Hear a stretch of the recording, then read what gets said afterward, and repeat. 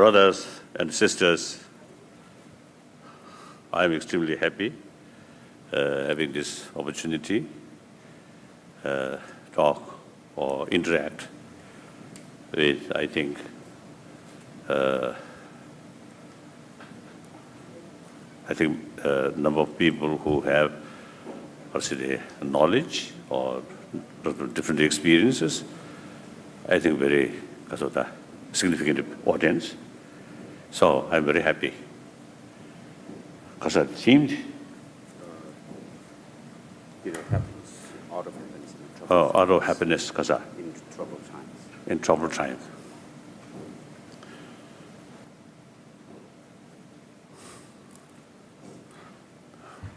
I think now we are in 21st century.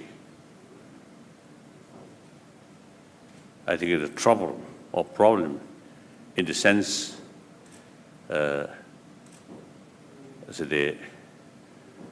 some kind of uncomfortable sort of problems or event. That I think always there.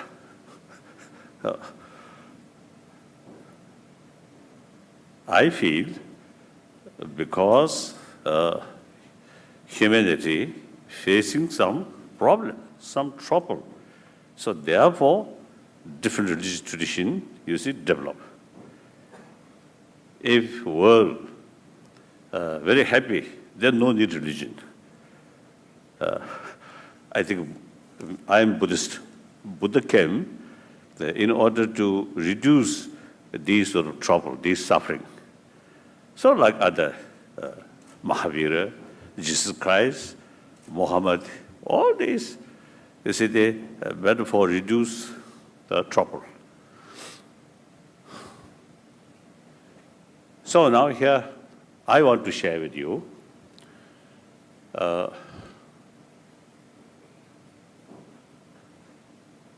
there are, of course, two levels of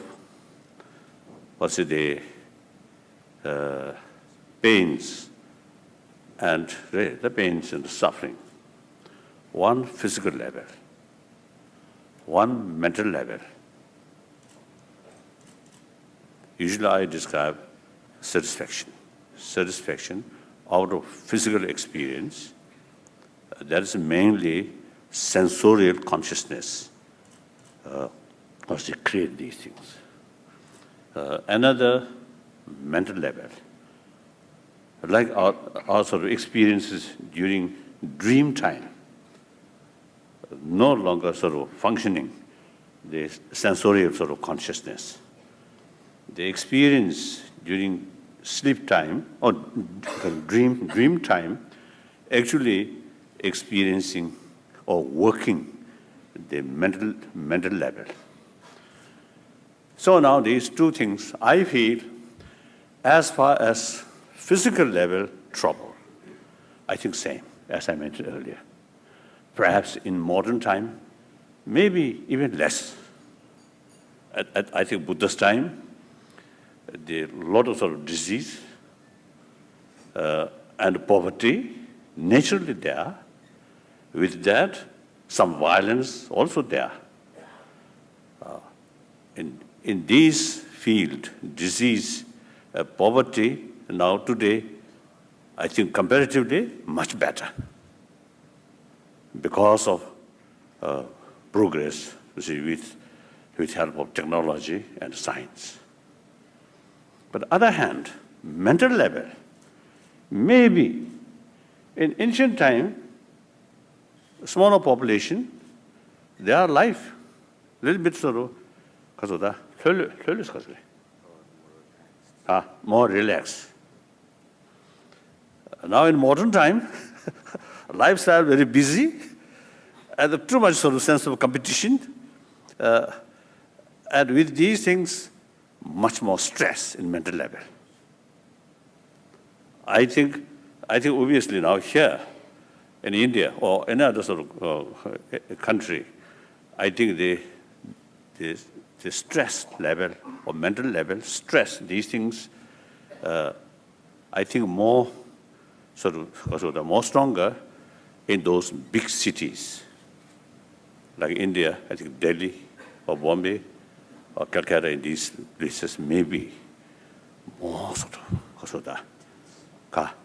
more intense. Whereas in the rural area, the farmers, of course, they may occur physical difficulties more often, but mentally much less sort of stress, I feel. So I think the trouble in the level, mental level, maybe today was a more stronger way, more intense way. So now physical level sort of pains and difficulties, we need sort of the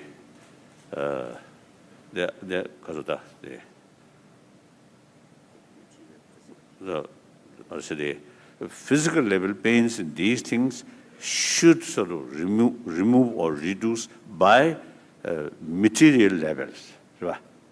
So like pain, physical pain. Now now more than 2 weeks, you see some problem here. You see, meditation not much sort of helpful, only medicine, allopathic medicine or Tibetan medicine, like that. But now, mental level, entirely depend on one's own mental attitude. I want to say one thing of that. One Shanta, there was sort of expression, I think in the 8th century, till of the Sadin did that, go yodo, Tenya Goya Kalala. Some days I'm the Goya Jang, Sadin has Yotan Das, Chikshe. Tipel Guni, Tanda to Jayundu, Kasa, Chiang Rudi Kada, Misubi gave us all, Mungusha Yoris, Deda Shamdi Kalalans. Choe sent the chick jomna, the data to shum the das, data to shum the das, translate. So, Shantideva says that how can one actually get a hide or to cover the whole of the land, which is covered with thorns? And if you are able to cover your own feet, your own... It is impossible to cover whole of the planet by leather. No, by leather. If you can cover your feet with a leather, then it would be like same as covering the whole land with leather. And so similarly, he says, there are many... the unruly beings are infinite, like the space. And so how can one actually overcome them all at once? But if you are able to overcome your own suffering, your own anger, and then that would be like overcoming the enemies or the adversaries. I think that's very true. The troubled sort of surrounding, impossible to remove that. Some kind of problem is always there. But if you develop certain sort of right kind of attitude, I usually say realistic attitude, then it doesn't matter what's surrounding. You can keep peace of mind. So peace of mind is the basis of the healthy body and a healthy mind.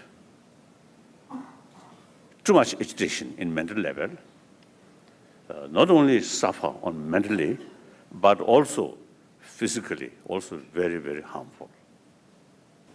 So peaceful mind, calm mind is very, very important.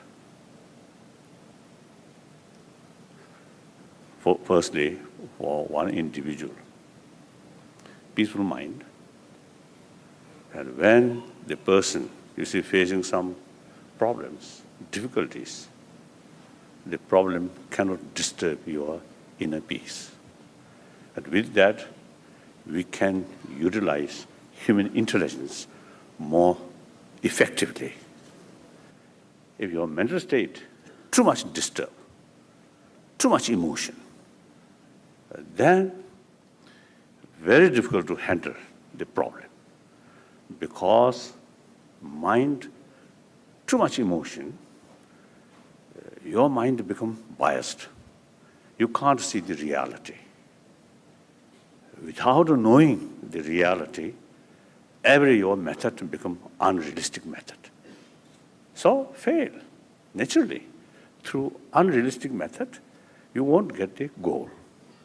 So we must, Raskotra, oh, hello. Long time friend.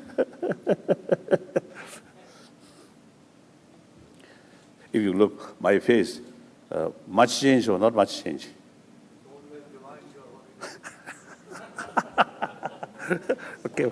Okay.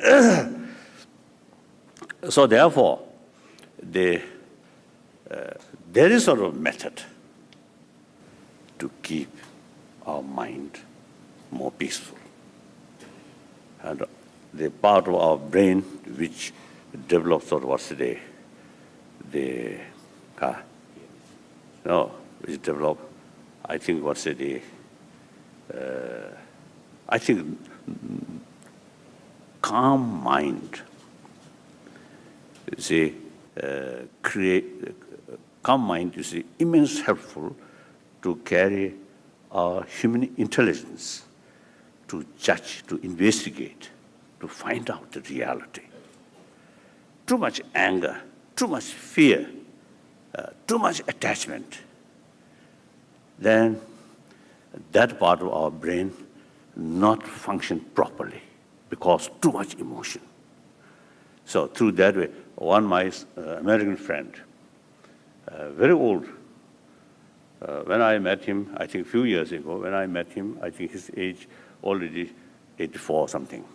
Now, he mentioned when a person develops anger, the object which, which you feel very irritated, that object appears very negative.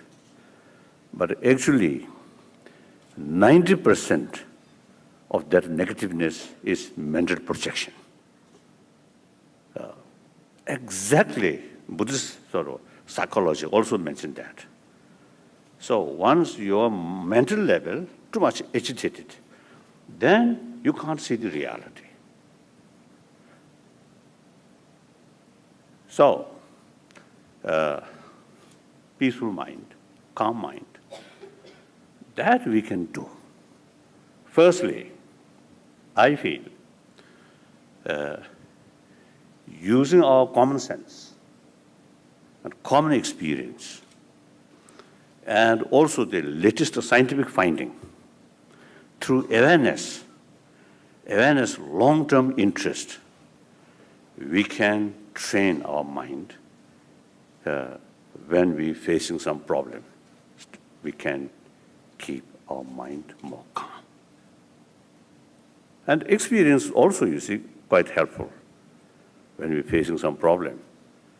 Out of your past experience, also, you see, helpful to maintain your mind calm.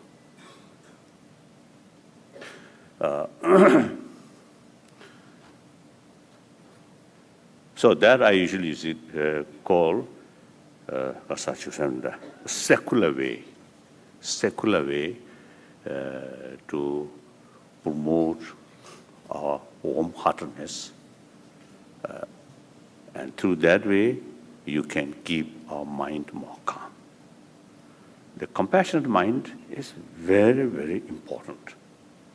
Fears, anger, jealousy, these based on self-centered attitude.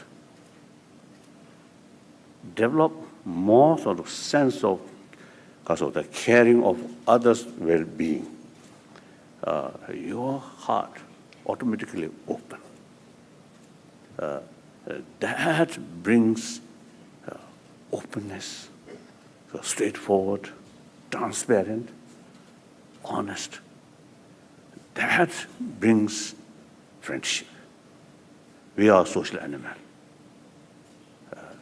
for individual survival entirely depend on the rest of the community.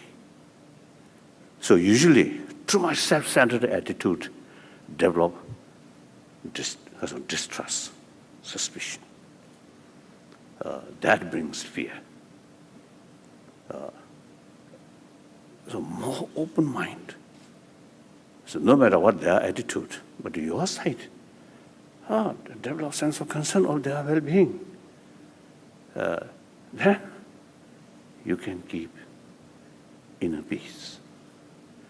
And sense of concern of others' well-being bring inner strength, self-confidence. So any social animal, I think like bees or ants, those social animals, they have no religion, no constitution, no law, but they work together. Nature creates like that way. So we are also a social animal. But because of our intelligence, sometimes, and intelligence with short-term interest, narrow-mindedness, and the negative emotion, is sometimes forgetting our basic nature. So in any way, compassionate attitude is the one key factor to develop calm mind. Because calm mind is very much related with self-confidence.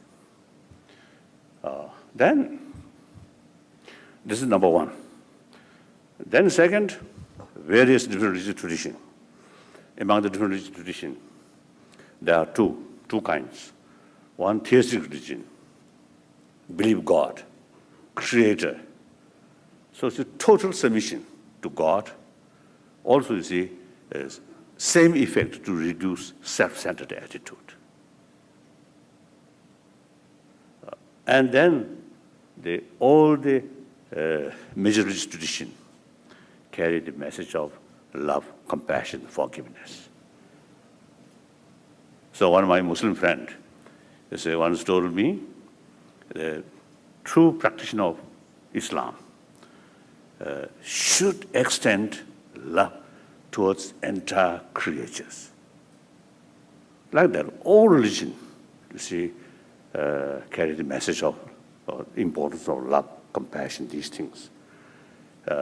So, the philosophical view, creator, we all are creations. So we totally submit to God. That reduce self-centered attitude. And God is infinite love. So more faith towards God. And I think that like Christianity, this very life created by God. So you get the sort of intimacy feeling towards God.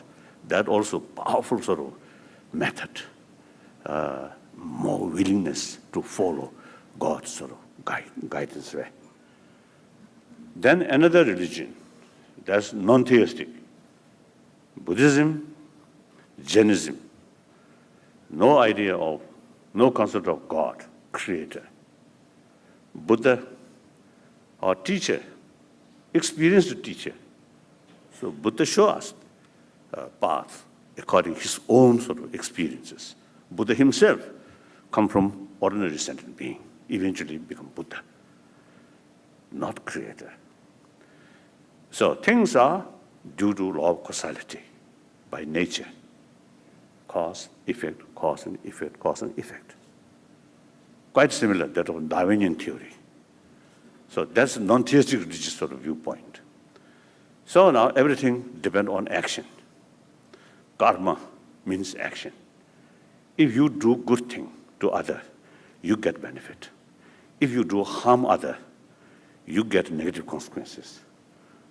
So knowing that sort of law of causality and reduce harming other and extend as much you can to serve, to bring happiness to other. So different method, but same purpose. So that also very powerful. I myself, you see, I think firstly, my mother, very, very kind mother, So I always telling people, certain amount of my sort of compassion here. Firstly, I received from my mother. So I think here, in this room, I think maybe a few hundred people, everybody come from our mother.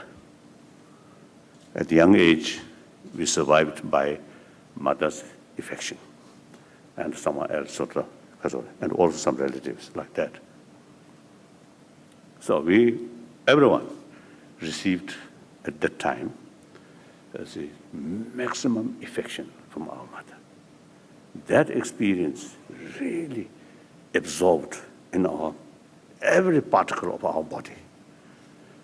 So therefore, now the latest sort of scientific sort of medical scientific sort of finding, and also the brain specialist, they say the constant fear, anger, actually eating our immune system. When more calm mind, more compassionate mind, sometimes even increasing this positive element within the body. So because this body, you see, develop throughout the mother's affection. So the person who received maximum affection from mother at the early age, this person, the rest of their life, deep inside, more safe. Those people who at that time lack of affection from our mother, or sometimes bully, abuse way. Then you see these people, no matter how sort of smart, deep inside, some kind of the sense of insecurity. So their whole life remain a little bit cold. Response, difficult to response, genuine sense of compassion towards others. But those people who received maximum affection, you see, they can much easier to extend their love and compassion. And physically, as I mentioned earlier, you see, one example, my friend, one Tibetan monk, I often see telling people, as an example, he spent about 20 years, I think about 18, 19 years in Chinese Gulag after 59. And early 80, with some other Tibetan, also then allowed the new policy led by Deng Xiaoping, so open, a little easier. So that monk also eventually come to India and joined his previous monastery. Since I know very well that person, so one day we casual talk, and then he mentioned during 18, 90 years in Chinese Gulag, he faces some danger, few occasions. I thought maybe danger on his life. And I asked, what kind of danger? And he mentioned danger of losing compassion towards Chinese. So they consider it's very important to keep compassionate attitude towards perpetrator. So result, that person still alive, now I think 95 or 94. His physical, very well. On his head, I think white hair, I think much less than me. He always jovial. And sometimes, after our sort of meeting with scientists, I casually mentioned that. So after that, some scientists actually want to meet such people. Then they met. They found extraordinarily such people, no sign of traumatic experiences. So their mind very calm, very happy, very compassionate. So that's one example. Keep here, more positive attitude here. The maximum benefit goes to yourself. So like that. So that's one way. Conclusion, the religious believer, if they sincerely practice immense benefit to reduce the stress or worry, mental level. And then the non-believer, through awareness, through deeper understanding about the function of emotion, with help of scientific finding, we can develop more open-minded, more warm-hearted, warm-heartedness like that. So that I try to share with thousands of people. Everybody wants happy life and a healthy body.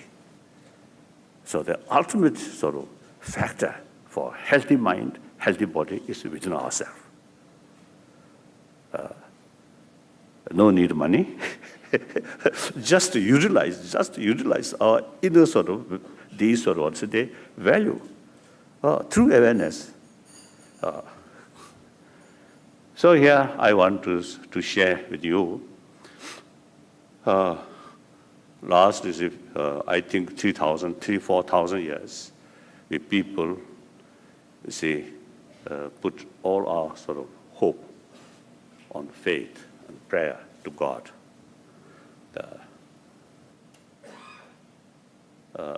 Of course, individual peace of mind, the faith, very, very useful, and prayer also very useful, very helpful. But in the sense of the well-being of community or world, prayer, there's a limitation. The other day in Patna, the present chief minister built one Buddhist vihara temple. And he invited me. I went there. Then in his speech, he mentioned with Buddha's blessing, Bihar state more rapidly prosper. Then when my turn speech, I know Chief Minister very well. So I told him, if Buddha's blessing can develop the state, then Bihar state much earlier should develop. Because Buddha's blessing always there. But Buddha's blessing need human action. Without human action, Buddha's blessing not much effective. Is it? So I think all other faith, similar. God, very merciful, but full of problem on this planet, within his own creature, like that. So therefore, action is very important. Action depends on our motivation. With negative emotion, harmful action. Positive emotion, constructive action. Verbal action as well as physical action. So I think. So my point is, then last about 2 centuries, science and technology develop.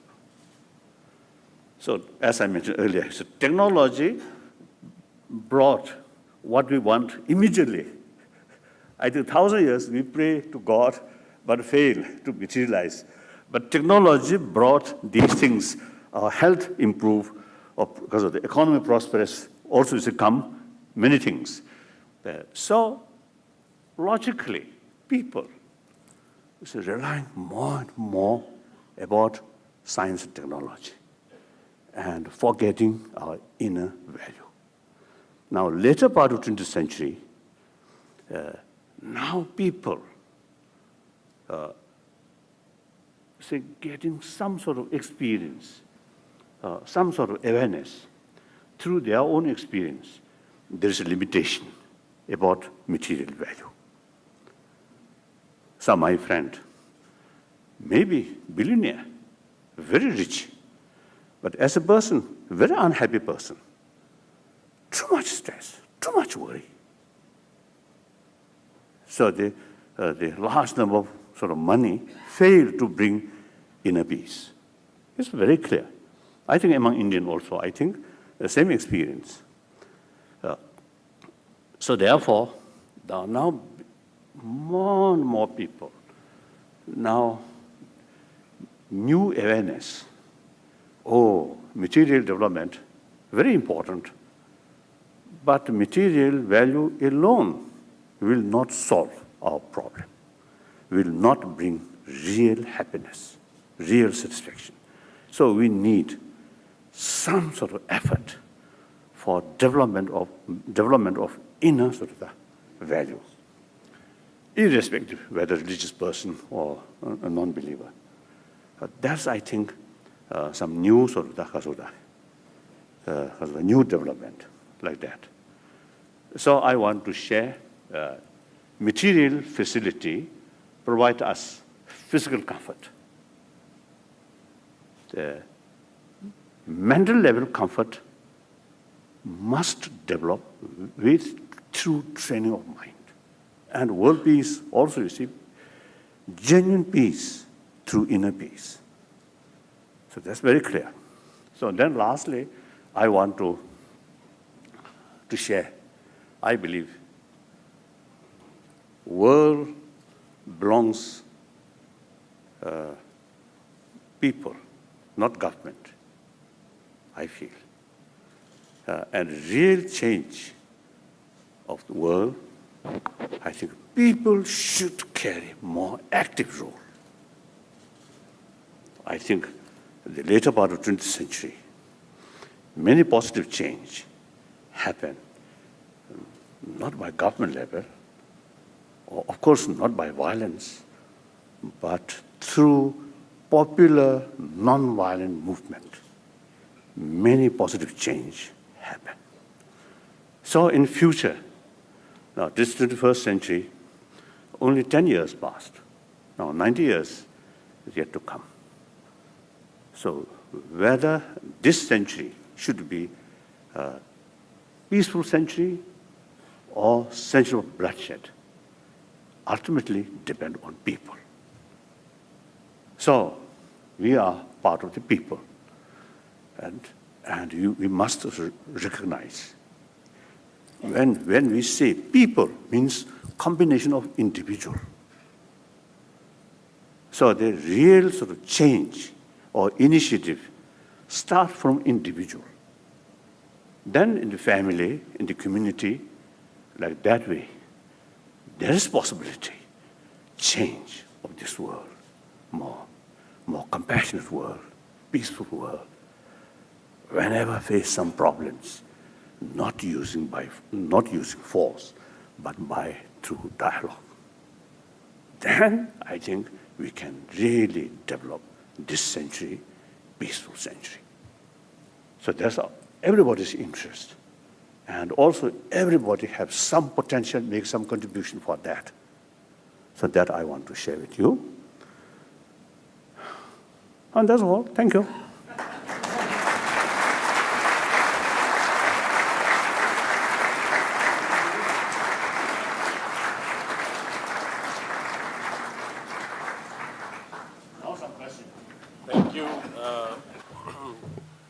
Thank you, Your Holiness, for such an inspiring address, and thank you for agreeing to take questions.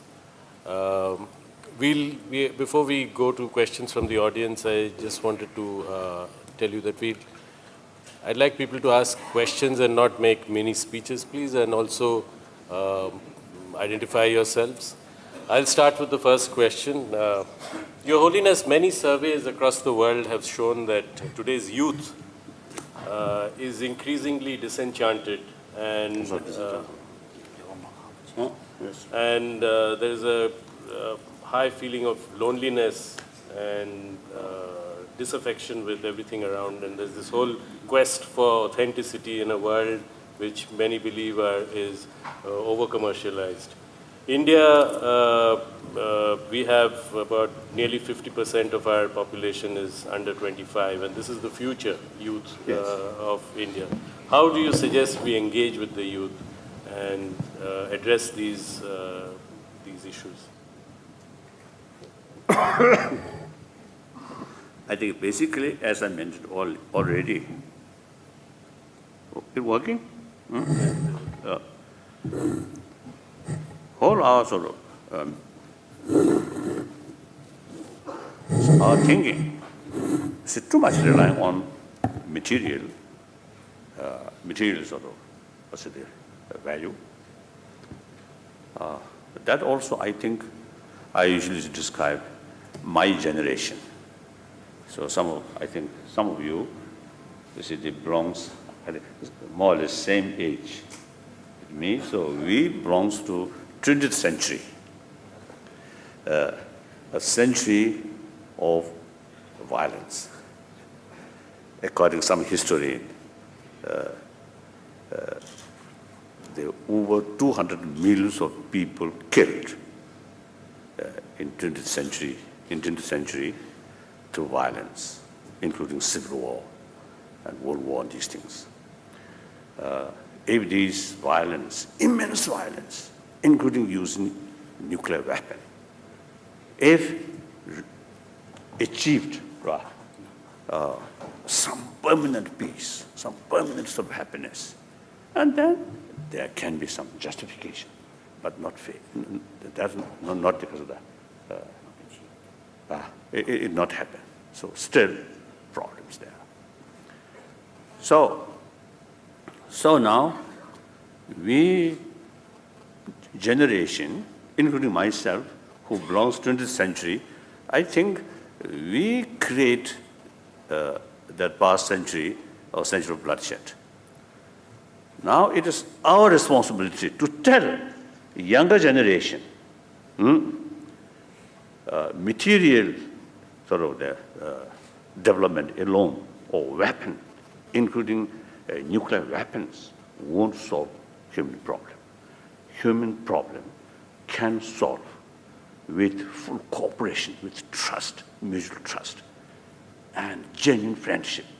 And any conflict, potential of conflict, must solve through dialogue. So I often tell you, this century, 21st century, should be century of dialogue. So I think our generation, because of the share younger generation, our generation's way of thinking is some way failed to bring a happy world. So these younger generation now must pay more attention about our inner value. This is how I feel. So I think younger generation are following our generation's sort of way of life. More money, more power, and in order to get power and money, corruption. Almost now, normal way. So all these, if people not taking much sort of serious about our inner value, then there is no basis of moral principle. So through that way, whatever method, bully, exploitation, telling lie, or even a religious leader pretend some very holy and actually aiming more money or more power sometimes.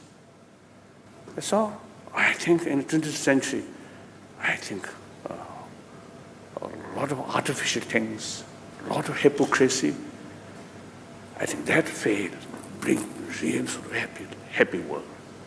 So I think we must be realistic. We must accept our failure. Then tell our younger generation, now this is our failure. Now you have the responsibility to build more new, healthy world. So all responsibility remain on their shoulder. So not only is it thinking about external values, but should be more in our in inner values, as just I mentioned.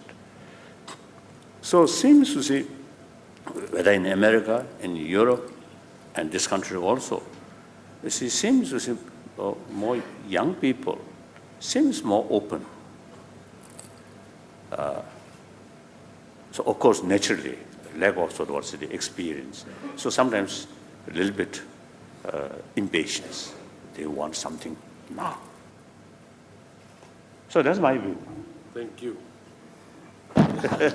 So the media people, like your own Hindustan Times, I think media people have very important role to educate public and television, isn't it? So very, very important.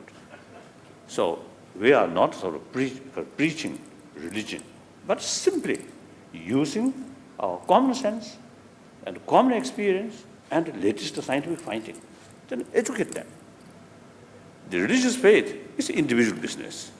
Some people feel through belief much more comfortable. Let them take some religion. But ordinary people, I think nearly 7 billion human beings, I think large portion of nearly 7 billion, I think essentially non-believer. So we must educate them. This is my feeling. Thank you, Your Holiness. Questions from the audience? Indian tradition. My name is Rajiv. I am in civil service. Excuse me, I've already... I think you said that No, I was standing here for some time. I pointed out here. Yeah. Please. Okay. Please. I'll So come. maybe next question. Yeah, maybe. Okay. Maybe. Where? Yeah. Holiness has taught us compassion, so you can start. Okay. Thank you. Thank you for that. My question is that in Indian tradition, as well as in most of the other languages of the world, we come across the word destiny. And destiny, or we call it bhagya in Hindi. It figures now and then. So when we talk about action in the affairs of human beings, how much is this role of destiny and how much of action? And whether only action is there and there is nothing about destiny, or there is a mix of two. Oh.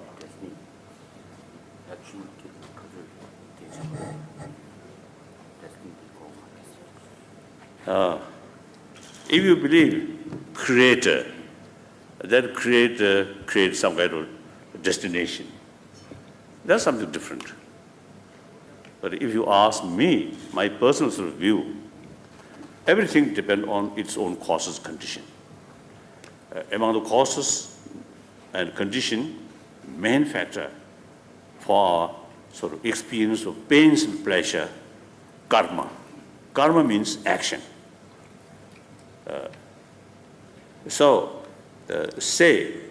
From the Buddhist viewpoint, certain level of destination due to our previous karma which we accumulated in past lives, several past lives. But that, with new action, with new karma, we can change. So ultimately, one's own destination is entirely in your own hand. So that's Buddhist view. Marbe? No.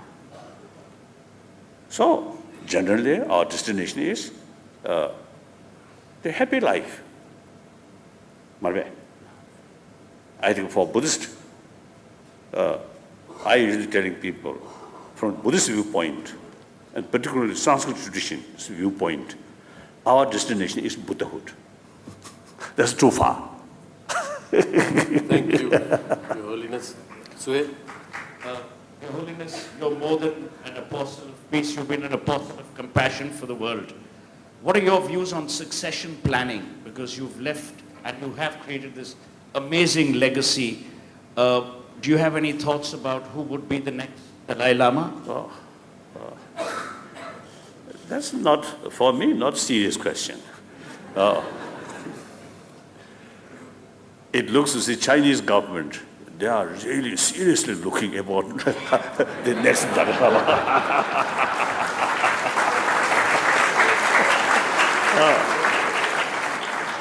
I made very clear, as early as, I think Raskotra maybe know, I think maybe remember, as early as 69, I publicly stated officially whether the century-old Dalai Lama institution should continue or not up to Tibetan people. If majority of the Tibetan people, and also some concerns of the people like Mongolian and also Himalayan range sort of people who share same Tibetan Buddhist tradition. So majority of them feel now Dalai Lama institution is no longer much relevant, then automatically cease. If they want to keep this one, then it will be alive. So there's not much important about Tibetan Buddhism or Tibetan Buddhist culture or Tibetan nation. Last few centuries, Dalai Lama institution carries some sort of important role. But things are always changing. So it is quite silly, you see, to think this old institution is must preserved. That's foolish, silly. So like that. And depend on the circumstances. If I die next few days, then I think most probably people want to keep this institution. After 20, 30 years, then maybe different situation. But as far as the Tibetan sort of struggle is concerned, since 2001, we already achieved elected political leadership. So every 5 years, through election, you see new leadership come. They carry their responsibility. And since then, my position is semi-retired position. Then spirituality, because of the Tibetan spirituality is concerned, all different Tibetan Buddhist tradition, like yellow hat sect or red hat sect, and because of black hat sect, these things, they now, younger generation, age between 20, 30, very healthy potential spiritual leaders now coming. So I have no worry. Like that.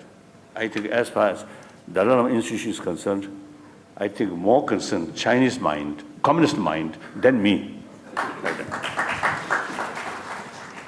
I'm afraid we are running out of time. I can take one more question.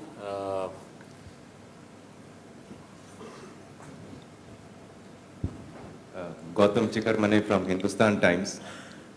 Sir, I wanted to know that there are more than 4,000 religions today, if you count all the sects and subsects. Despite that, there is no compassion, no peace. Do you think organized religion has failed society totally? Oh, we can't say total failure right now. No. I think at least for me, Buddhism not failed. In my day-to-day life, very helpful. Then many sort of, I think at this time, millions of people are still receiving immense sort of benefit from these, this religious tradition. Sometimes, I think even among Tibetan also, sometimes you see we just carry sort of religion as a ceremonial way or ritual without touching the real sort of meaning. And then religion also used for exploitation. So therefore, whether we accept religion or not, up to individual. Once you accept religion, you should be serious and sincere and full of knowledge about one's own religious sort of tradition is very important. I often telling my Indian friend, you see, recite some Sanskrit shloka, few shlokas of Sanskrit, reciting, but without knowing the meaning. And not much sort of useful, isn't it? One Sadaji here in Golden Temple, you see, they read always the Sikhism sort of what they holy. But I don't know whether they really implement what state in the book, holy book. So we Buddhists also. So the knowledge, I just returned from Japan. Japan, traditionally Buddhist country, but they, I think I want just to share. This is not serious, a joke, I think, half joke. Even some Japanese here. It's okay, no problem. I heard, you see, some Japanese, you see, at the time of birth, they carry ritual according Shintoism, the native religion. Then at the time of marriage, they carry ceremonial according Christianity. Then at the time of death, the ceremony according Buddhism. So what is that? Not really serious, isn't it? Not very serious. So therefore, I feel some problems there, even those, among those believers, some naked people there, that we can't say failure of religious teaching, but failure the person who suppose follow of that religion but not implement sincerely. This is my feeling. And some minors or believe religion, that's a different matter. I usually call major religious tradition. That means religious faith with certain sort of theology or certain philosophy. Like many Hinduism, there's a lot of philosophical sort of views. And then, of course, Buddhism, a lot of philosophy. And I usually divided Buddhist sort of, the text. Text. One, simply mention about human psychology, human emotion, and the function of the emotion. That I consider Buddhist science, not Buddhist religion. And also a Buddhist literature, much sort of explanation about matters, particles, like that. Then Buddhist philosophy, just some kind of sort of analyze on the basis of reality, on the basis of science. So that's Buddhist philosophy, Buddhist concept. So like concept of interdependency. There is no absolute existence. Everything interdependent. So that's Buddhist word, patit samupad. Sanskrit word, patit samupad. Dependent and arising. So that's many scientists very fond about that concept. And that concept also, you see, very close sort of concept about the quantum physics, theory of relativity, like that. Then Buddhist religion. So unless we know the foundation of these sort of Buddhist concept, then Buddhism, practice of Buddhism is just like ritual. Not much use, not effect in our mind. So usually I describe the Buddhist system is utilize human intelligence maximum way and then transform our emotion. So many other religions also use the same. See, knowing fuller picture, then you get real conviction. Real conviction brings real enthusiasm, sincere enthusiasm to implement. So that's, I think, lacking. Many Hindu temples, just some rituals without much sort of explanation. One time, I think more than 20 years ago, I met some Thai student who studied Chandigarh University. He came to see me. You see, their family background, Buddhist, but they do not know what is Buddhism. So Thai monasteries in Thailand, you see, not explaining to ordinary people about Buddhism. They simply carry some rituals, some chanting in the monastery. Of course, some monastery, monastic universities also there. I think that may be different. So like that. So then they say, Christians, they sort of explaining because of the concept of that religion. So whereas Buddhism, you see, their native religion, or their traditional religion, they complain. It's not adequate sort of explanation they receive like that. So that's my view. So I often, here now, I often describe myself as a messenger of India, ancient Indian sort of treasure. That means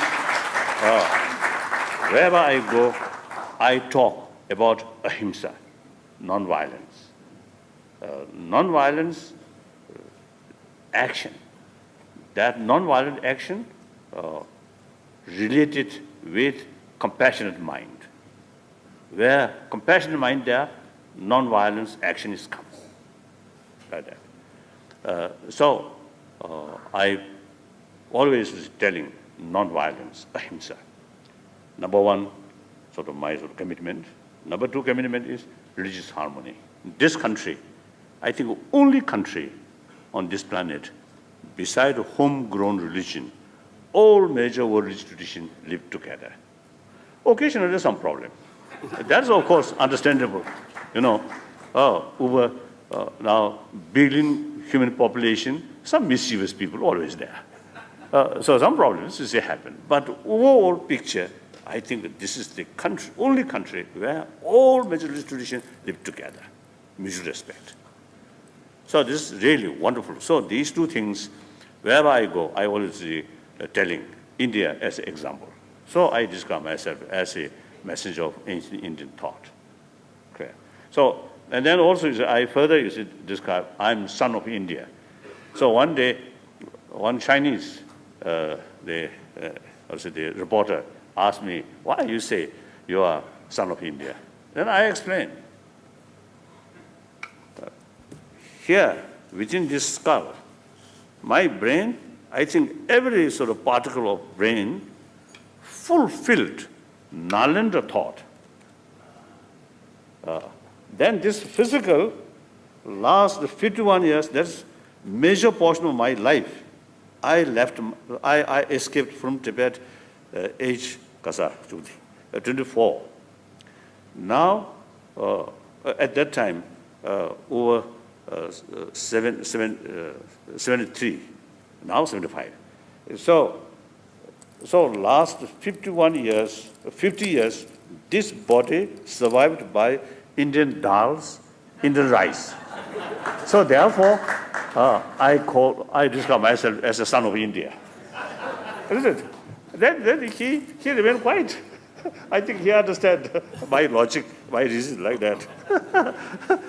So in any way, so I want to share with our Indian friend, you must, you see, realize your traditional value. And meantime, within the country, some drawbacks like caste system or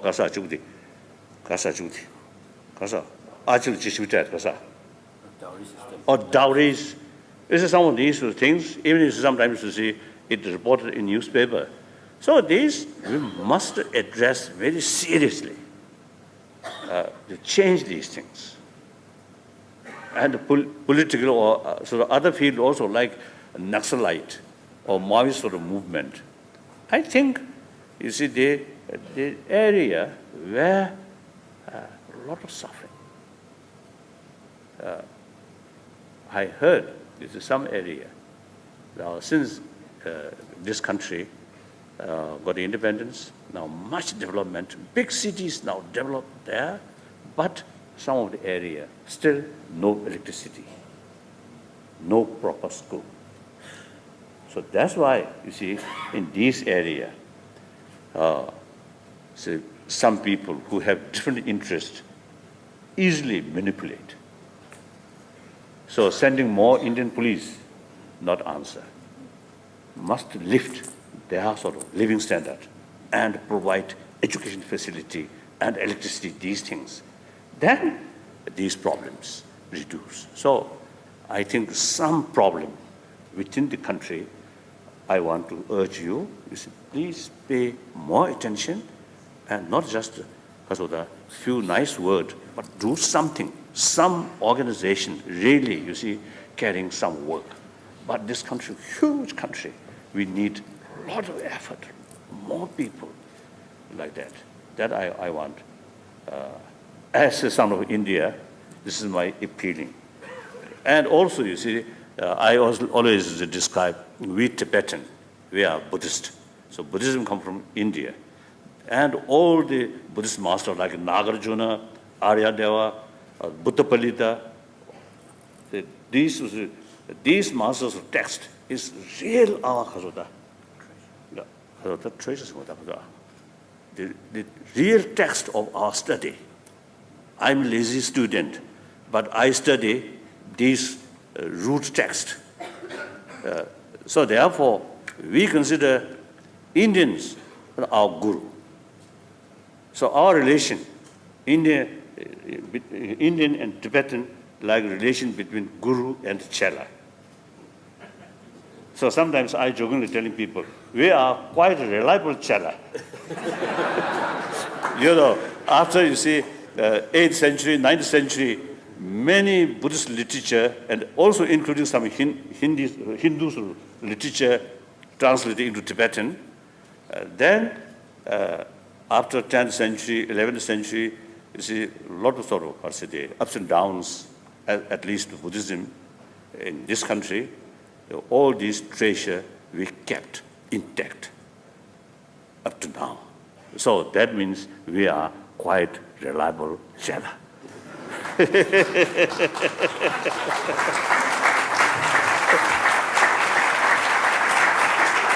So some occasion when I have sort of, because of the gathering among the sadhus and the religious leaders, so I often is telling, I really feel proud as a messenger of ancient Indian thought. But meantime, within the country, some still drawbacks or backwardness in the name of tradition. This must address seriously, change. Even if it's 1,000-year-old tradition, but some tradition, outdated, must change. We must accept the reality. That's, I think, very important. Thank you. Thank you very much, Your Holiness. Thank you. Dream time, no longer sort of functioning, the sensorial sort of consciousness. The experience during sleep time or dream time, actually experiencing or working the mental level. So now these two things, I feel, as far as physical level, trouble. I think same, as I mentioned earlier. Perhaps in modern time, maybe even less. I think Buddha's time, the lot of sort of disease and poverty, naturally there. With that, some violence also there. In this field, disease, poverty, now today, I think comparatively much better because of progress, you see, with help of technology and science. But on the other hand, mental level, maybe in ancient time, smaller population, their life, a little bit sort of, more relaxed. Now in modern time, brothers and sisters, I'm extremely happy having this opportunity talk or interact with, I think, a number of people who have, knowledge or different experiences.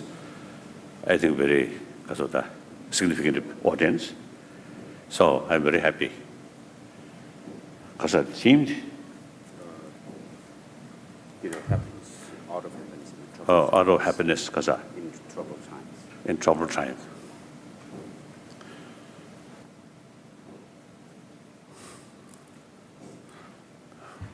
I think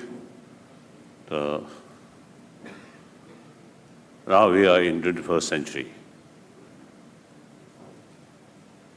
I think it's a trouble or problem in the sense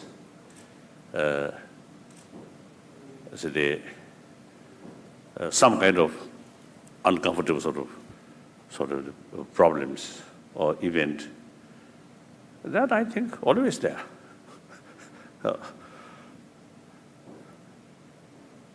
I feel because humanity facing the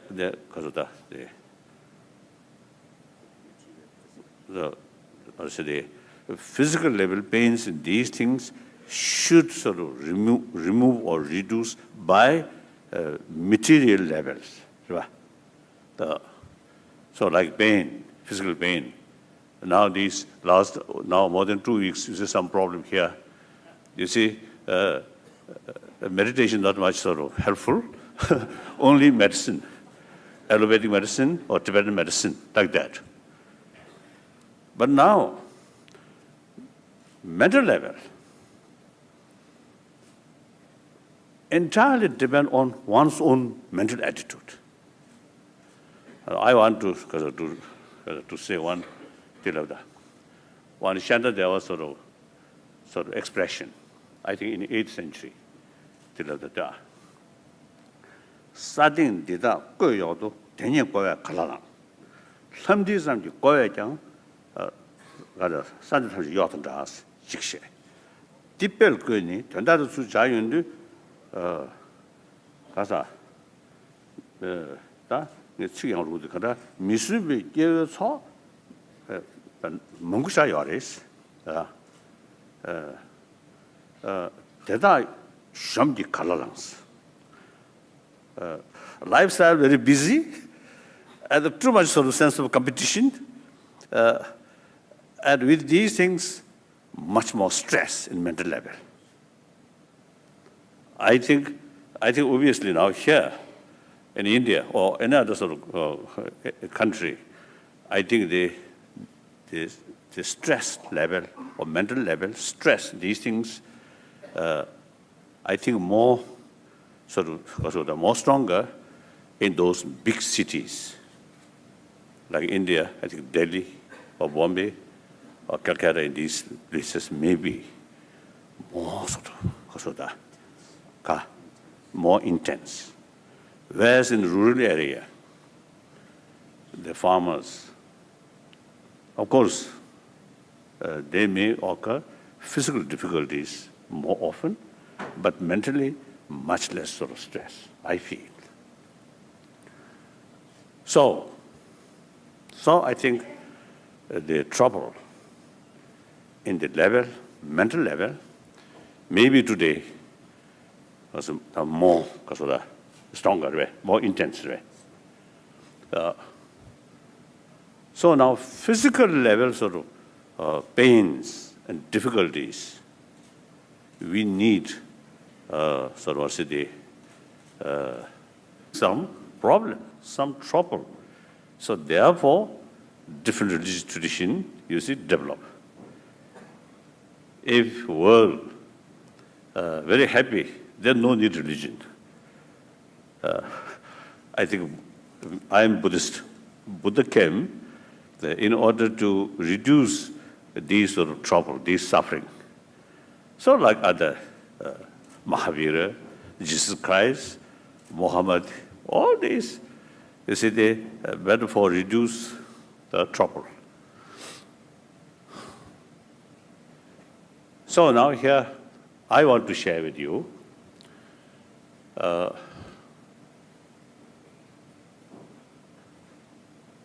you see, there are, of course, you see, two levels of, pains and the pains and the suffering. One physical level, one mental level. Usually I describe satisfaction. Satisfaction out of physical experience. That is mainly sensorial consciousness. Because they create these things. Another mental level. Like our sort of experiences during